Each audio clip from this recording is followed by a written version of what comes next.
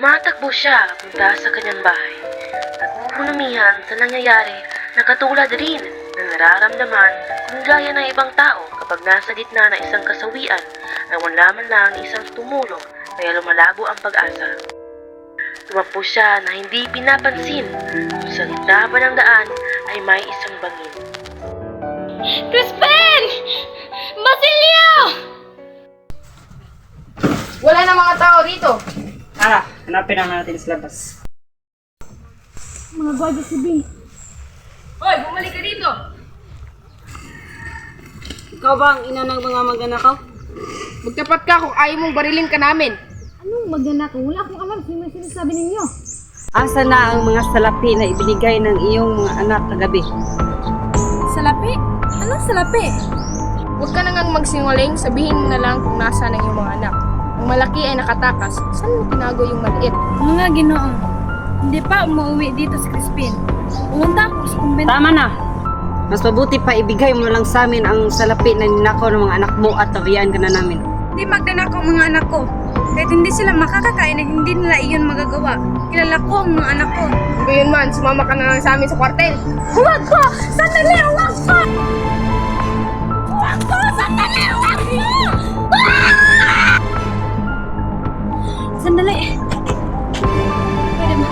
Bayaan niyo muna akong mauna sa inyo ng kaunti. Sige, pero huwag kang papasok sa alinmang tindahan.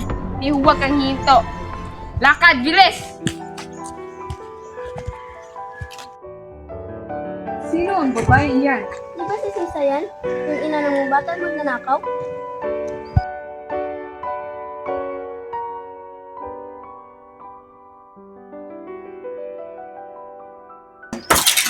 So,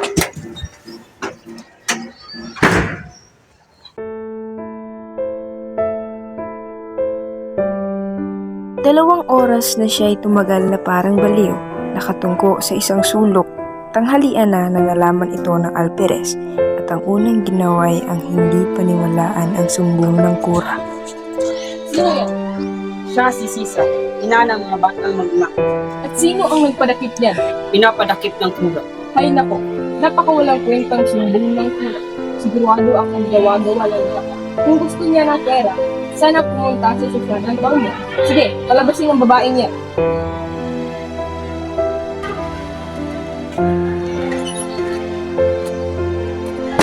Labas!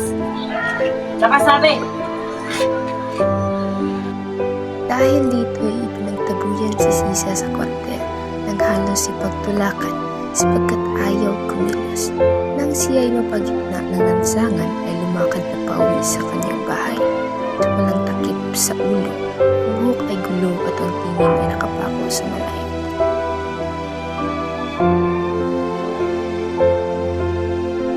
Crispin! Basilio!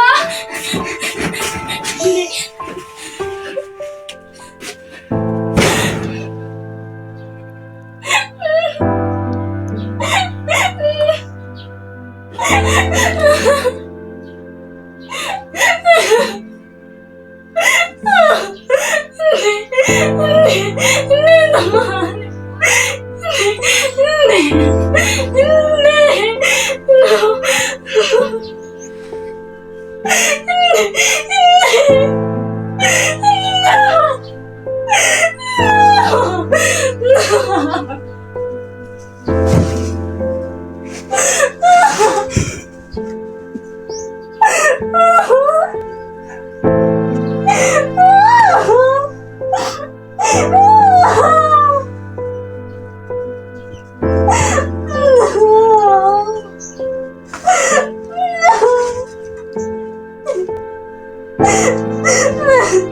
Sa ganoong ayos siya inabot ng gabi, siguro'y pinagkalooban siya ng langit ng ilang sandaling pagkakahimbing na habang iyo'y nangyayari, pinawi ang kanyang pag-iisip ng pakpak na isang anghel na di nakikita.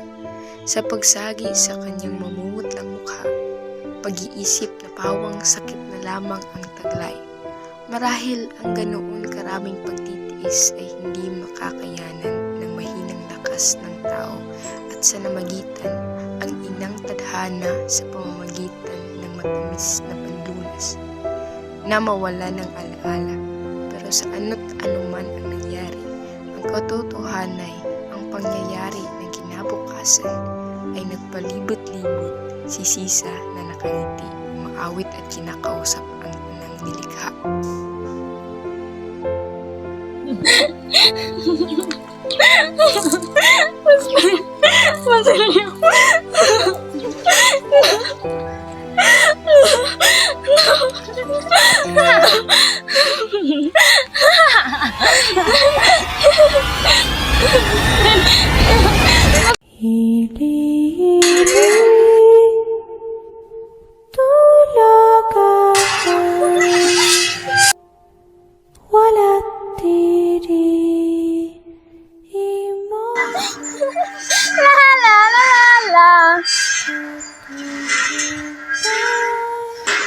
Kasalanan niyong lahat! Kasalanan niyo yan! Nasaan si Crispin? Nakita niyo ba si Crispin? Bakit? Anong ginawa niyo?